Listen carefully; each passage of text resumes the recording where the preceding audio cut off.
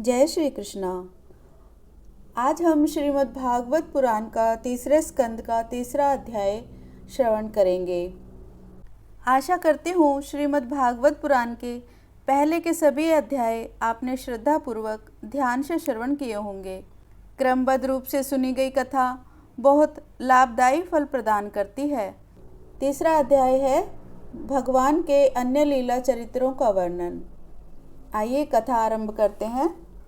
उद्धव जी कहते हैं, इसके बाद श्री कृष्ण अपने माता पिता देवकी वसुदेव को सुख पहुंचाने की इच्छा से बलदेव जी के साथ मथुरा पधारे और उन्होंने शत्रु समुदाय के स्वामी कंस को ऊंचे सिंहासन से नीचे पटककर तथा उसके प्राण लेकर उसकी लाश को बड़े जोर से पृथ्वी पर घसीटा। संदीपनी मुनि के द्वारा एक बार उच्चारण किए हुए सांगोपांग वेद का अध्ययन करके दक्षिणा स्वरूप उनके मरे हुए पुत्र को पंचजन नामक राक्षस के पेट से लाकर दे दिया, अर्थात यमपुरी से लाकर दे दिया। भीष्मक नंदिनी रुक्मिणी के सौंदर्य से या रुक्मी के बुलाने से जो शिशुपाल और उसके सहायक वहां आए हुए थे, उनके सिर पर पैर रखकर गंधर्व विधि के द्वारा विवाह करने के लिए अपनी नित्य संगिनी रुक्मिणी को वे वैसे ही हरण कर लाए जैसे गरुड़ अमृत कलश को ले आए थे। इस प्रकार मान भंग हो जाने पर मूर्ख राजाओं ने शस्त्र उठाकर राजकुमारी को छीनना चाहा। तब भगवान श्री कृष्ण ने स्वयं बिना घायल हुए अपने शस्त्रों से उन्हें मार डाला। भगवान विषयी पुरुषों से लीला करते हुए अपनी प्राण प्रिय सत्यभामा को प्रसन्न करने की इच्छा से उनके लिए स्वर्ग से कल्पवृक्ष को उखाड़ लाए। उस समय इंद्र ने क्रोध से अंधे होकर अपने सैनिकों सहित उन पर आक्रमण कर दिया। अपने विशाल डील डोल से आकाश को भी ढक देने वाले अपने पुत्र भौमासुर को भगवान के हाथ से मरा हुआ देखकर पृथ्वी ने जब उनसे प्रार्थना की, तब उन्होंने भौमासुर के पुत्र भगदत्त को उसका बचा हुआ राज्य देकर उसके अंतःपुर में प्रवेश किया। वहाँ भौमासुर द्वारा हर कर लाई हुई बहुत सी राजकन्याएं थीं। वे दीनबंधु श्री कृष्णचंद्र को देखते ही खड़ी हो गई और सबने महान हर्ष, लज्जा और प्रेम पूर्ण चितवन से तत्काल ही भगवान को पति रूप में वरण कर लिया।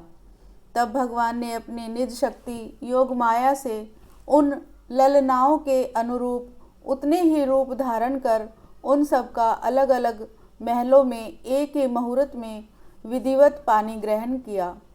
अपनी लीला का विस्तार करने के लिए उन्होंने उनमें से प्रत्येक के गर्भ से सभी गुणों में अपने ही समान 10-10 पुत्र उत्पन्न किए। जब काल यवन जरासंध और शाल्वदी ने अपनी सेनाओं से मथुरा और द्वारकापुरी को घेरा था, तब भगवान ने निज जनों को अपनी अलौकिक शक्ति देकर उन्हें स्वयं मरवाया था। शंबर, द्विद, बाणासुर, मुर, पलवल और दंतवक्त्र आदि अन्य योद्धाओं में से भी किसी को उन्होंने स्वयं मारा था और किसी को दूसरों से मरवाया। इसके बाद उन्होंने आपके भाई धृतराष्ट्र और पांडु के पुत्रों का पक्ष लेकर आए हुए राजाओं का भी संहार किया, जिनके सेना सहित कुरुक्षेत्र में पहुंचने पर पृथ्वी डगमगाने लगी थी। कर्ण, दुशासन और शकुनी की खोटी सलाह से जिनकी आयु और श्री दोनों नष्ट हो चुकी थी तथा भीमसेन की गदा से जिसकी जांग टूट चुकी थी, उस दुर्योधन को अपने साथियों के सहित पृथ्वी पर पड़ा देखकर भी उन्हें प्रसन्नता न हुई। वे सोचने लगे, यदि द्रोण, भीष्म, अर्जुन और भीमसेन के द्वारा इस 18 अक्षौहिणी सेना का विपुल संहार हो भी गया तो इससे पृथ्वी का कितना भार हल्का हुआ। अभी तो मेरे अंशरूप प्रद्युम्न आदि के बल से बढ़े हुए यादवों का दूधसाह दल बना ही हुआ है। जब ये मधुपान से मतवाले हो लाल लाल आंखें करके आपस में लड़ने लगेंगे, तब उससे ही इनका नाश होगा। इसके सिवा और कोई उपाय नहीं है। असल में मेरे संकल्प करने पर ये स्वयं ही अंतर्ध्यान हो जाएंगे। यूँ सोचकर भगवान ने युधिष्ठिर को अपनी पैतृक राजगद्दी पर बैठाया और अपने सभी सगी संबंधियों को सत्पुरुषों का मार्ग दिखाकर आनंदित किया। उत्तरा के उदर में जो अभिमन्यु ने पुरुवंश का बीज स्थापित किया था, वह भी अश्वत्थामा के ब्रह्मास्त्र से नष्ट सा हो चुका था, किंतु भगवान ने उसे बचा लिया। उन्होंने धर्मराज युधिष्ठिर से 3 अश्वमेघ यज्ञ करवाए और वे भी श्री कृष्ण के अनुगामी होकर अपने छोटे भाइयों की सहायता से पृथ्वी की रक्षा करते हुए बड़े आनंद से रहने लगे। विश्वात्मा श्री भगवान ने भी द्वारकापुरी में रहकर लोक और वेद की मर्यादा का पालन करते हुए सब प्रकार के भोग भोगे, किंतु सांख्य योग की स्थापना करने के लिए उनमें कभी आसक्त नहीं हुए। मधुर मुस्कान, स्नेहमयी चितवन, सुधामयी वाणी, निर्मल चरित्र तथा समस्त शोभा और सुंदरता का निवास अपने श्री विग्रह से लोक परलोक और विशेषतया यादवों को आनंदित किया तथा रात्रि में अपनी प्रियाओं के साथ क्षणिक अनुराग युक्त होकर समयोचित विहार किया और इस प्रकार उन्हें भी सुख दिया।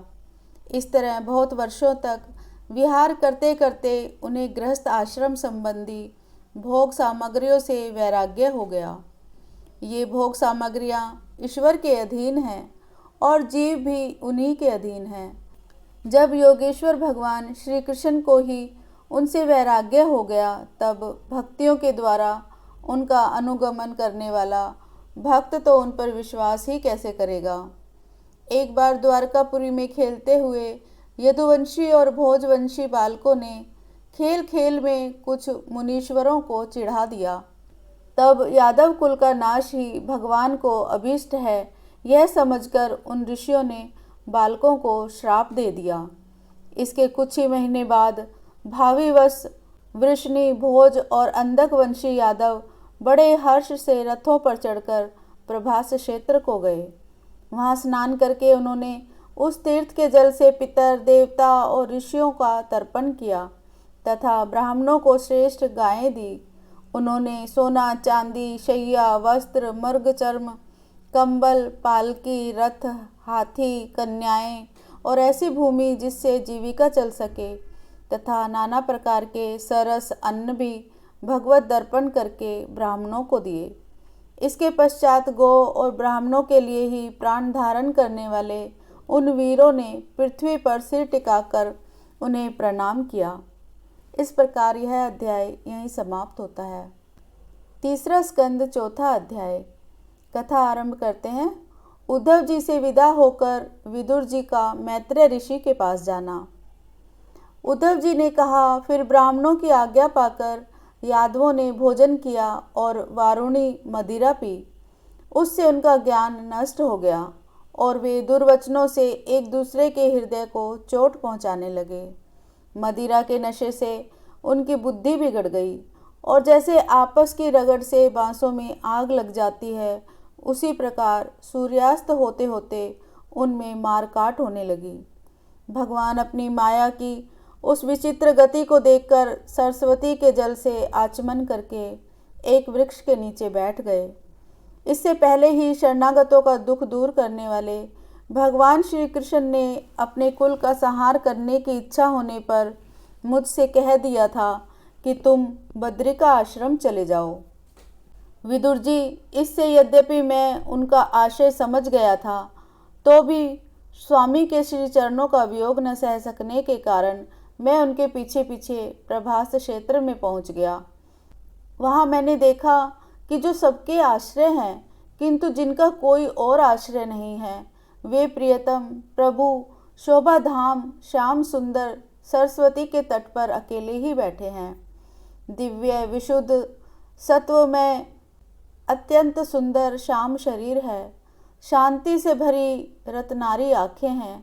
उनकी 4 भुजाएं और रेशमी पीताम्बर देखकर मैंने उनको दूर से ही पहचान लिया।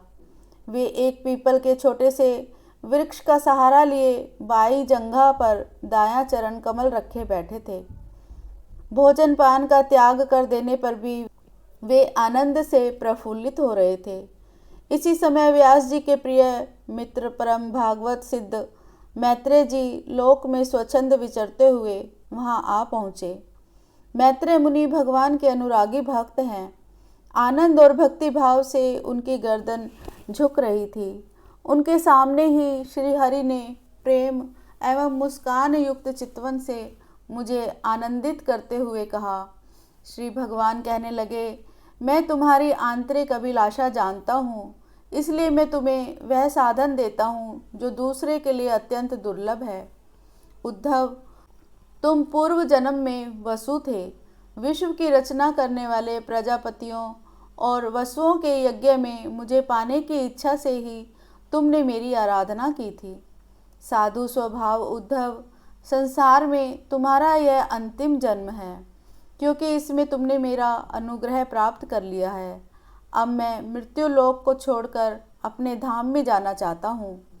इस समय यहाँ एकांत में तुमने अपनी अनन्य भक्ति के कारण ही मेरा दर्शन पाया है। यह बड़े सौभाग्य की बात है। पूर्व काल में पाद्मकल्प के आरंभ में मैंने अपने नाभि कमल पर बैठे हुए ब्रह्मा को अपनी महिमा के प्रकट करने वाले जिस श्रेष्ठ ज्ञान का उपदेश किया था और जिसे विवेकी लोग भागवत कहते हैं, वही मैं तुम्हें देता हूँ। विदुर जी मुझ पर तो प्रतिक्षण उन परम पुरुष की कृपा बरसा करती थी। इस समय उनके इस प्रकार आदरपूर्वक कहने से स्नेहवश मुझे रोमांच हो आया। मेरी वाणी गदगद हो गई और नेत्रों से आंसुओं की धारा बहने लगी। उस समय मैंने अपने हाथ जोड़कर उनसे कहा, स्वामी, आपके चरण कमलों की सेवा करने वाले पुरुषों को इस संसार में अर्थ, धर्म, काम, मोक्ष, इन चारों में से कोई भी पदार्थ दुर्लभ नहीं है। तथापि मुझे उनमें से किसी की इच्छा नहीं है। मैं तो केवल आपके चरण कमलों की सेवा के लिए ही लालायित रहता हूँ। हे प्रभो, आप निष्प्रह होकर भी कर्म करते हैं, अजन्मा होकर भी जन्म लेते हैं, काल रूप होकर भी शत्रु के डर से भागते हैं और द्वारका के किले में जाकर छिपे रहते हैं, तथा स्व आत्माराम होकर भी 16,000 स्त्रियों के साथ रमण करते हैं। इन विचित्र चरित्रों को देखकर विद्वानों की बुद्धि भी चक्कर में पड़ जाती है। हे देव, आपका सर्वरूप ज्ञान सर्वथा अबाध और अखंड है। फिर भी आप सलाह लेने के लिए मुझे बुलाकर जो भोले मनुष्यों की तरह बड़ी सावधानी से मेरी सम्मति पूछा करते थे, प्रभो, आपकी वह लीला मेरे मन को मोहित सा कर देती है। हे स्वामी, अपने स्वरूप का गूढ़ रहस्य प्रकट करने वाला जो श्रेष्ठ एवं समग्र ज्ञान आपने ब्रह्मा जी को बतलाया था, वह यदि मेरे समझने योग्य हो तो मुझे भी सुनाइए, जिससे मैं भी इस संसार दुख को सुगमता से पार कर जाऊं। जैसे मैंने इस प्रकार अपने हृदय का भाव निवेदित किया, तब परम पुरुष कमल नयन भगवान श्री कृष्ण ने मुझे अपने स्वरूप की परम स्थिति का उपदेश दिया। इस प्रकार पूज्यवाद गुरु श्री कृष्ण से आत्म तत्व की उपलब्धि का साधन सुनकर तथा उन प्रभु के चरणों की वंदना और परिक्रमा करके मैं यहाँ आया हूँ। इस समय उनके विरह से मेरा चित्त अत्यंत व्याकुल हो रहा है। विदुर जी, पहले तो उनके दर्शन पाकर मुझे आनंद हुआ था, किंतु अब तो मेरे हृदय को उनकी विरह व्यथा अत्यंत पीड़ित कर रही है। अब मैं उनके प्रिय क्षेत्र बद्रिका आश्रम को जा रहा हूँ। वहाँ भगवान श्री नारायण देव और नर, ये दोनों ऋषि लोगों पर अनुग्रह करने के लिए दीर्घकालीन, सौम्य, दूसरों को सुख पहुँचाने वाली एवं कठिन तपस्या कर रहे हैं। श्री सुखदेव जी कहते हैं, इस प्रकार उद्धव जी के मुख से अपने प्रिय बंधुओं के विनाश का असह्य समाचार सुनकर परम ज्ञानी विदुर जी को भी शोक उत्पन्न हुआ। उसे उन्होंने ज्ञान द्वारा शांत कर लिया।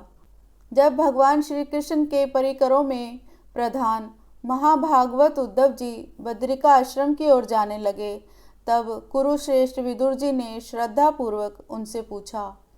विदुर जी ने कहा, उद्धव जी, योगेश्वर भगवान श्री कृष्ण ने अपने स्वरूप के गूढ़ रहस्य को प्रकट करने वाला जो परम ज्ञान आपसे कहा था, वह आप हमें भी सुनाइए। क्योंकि भगवान के सेवक तो अपने सेवकों का कार्य सिद्ध करने के लिए ही विचरा करते हैं। उद्धव जी ने कहा, उस तत्व ज्ञान के लिए आपको मुनिवर मैत्रेय जी की सेवा करनी चाहिए। इस मृत्यु लोक को छोड़ते समय मेरे सामने स्वयं भगवान ने ही आपको उपदेश करने के लिए उन्हें आज्ञा दी थी। श्री सुखदेव जी कहते हैं, इस प्रकार विदुर जी के साथ विश्व मूर्ति भगवान श्री कृष्ण के गुणों की चर्चा होने से उस कथा अमृत के द्वारा उद्धव जी का वियोग जनित महान ताप शांत हो गया। यमुना जी के तीर पर उनकी वह रात्रि एक क्षण के समान बीत गई। फिर प्रातःकाल होते ही वे वहां से चल दिए। राजा परीक्षित ने पूछा, भगवन, वृष्णिकुल और भोजवंश के सभी रथी और यूथपतियों के भी यूथपति नष्ट हो गए थे। यहाँ तक कि त्रिलोकीनाथ श्री हरि को भी अपना वह रूप छोड़ना पड़ा था। फिर उन सबके मुखिया उद्धव जी ही कैसे बचे रहे? श्री सुखदेव जी ने कहा, जिनकी इच्छा कभी व्यर्थ नहीं होती, उन श्री हरि ने ब्राह्मणों के शाप रूपी काल के बहाने अपने कुल का संहार कर अपने श्री विग्रह को त्यागते समय विचार किया। अब इस लोक से मेरे चले जाने पर संयमी शिरोमणि उद्धव ही मेरे ज्ञान को ग्रहण करने के सच्चे अधिकारी हैं। उद्धव मुझसे अणुमात्र भी कम नहीं हैं, क्योंकि वे आत्मजयी हैं, विषयों से कभी विचलित नहीं हुए। अतः लोगों को मेरे ज्ञान की शिक्षा देते हुए ये यहीं रहें। वेदों के मूल कारण जगत गुरु श्री कृष्ण के इस प्रकार आज्ञा देने पर उद्धव जी बद्रिका आश्रम में जाकर समाधि योग द्वारा श्री हरि की आराधना करने लगे। कुरुश्रेष्ठ परीक्षित, परमात्मा श्री कृष्ण ने लीला से ही अपना श्री विग्रह प्रकट किया था और लीला से ही उसे अंतर्ध्यान भी कर दिया। उनका वह अंतर्ध्यान होना भी धीर पुरुषों का उत्साह बढ़ाने वाला तथा दूसरे पशु तुल्य अधीर पुरुषों के लिए अत्यंत दुष्कर था। परम भागवत उद्धव जी के मुख से उनके प्रशंसनीय कर्म और इस प्रकार अंतर्ध्यान होने का समाचार पाकर तथा यह जानकर कि भगवान ने परम धाम जाते समय मुझे भी स्मरण किया था, विदुर जी उद्धव जी के चले जाने पर प्रेम से विह्वल होकर रोने लगे। इसके पश्चात सिद्ध शिरोमणि विदुर जी यमुना तट से चलकर कुछ दिनों में गंगा जी के किनारे जा पहुँचे, जहाँ श्री मैत्रेय जी रहते थे। इस प्रकार यह अध्याय यहीं समाप्त हुआ। ओम श्री कृष्णाय नमः। कथा अभी जारी है।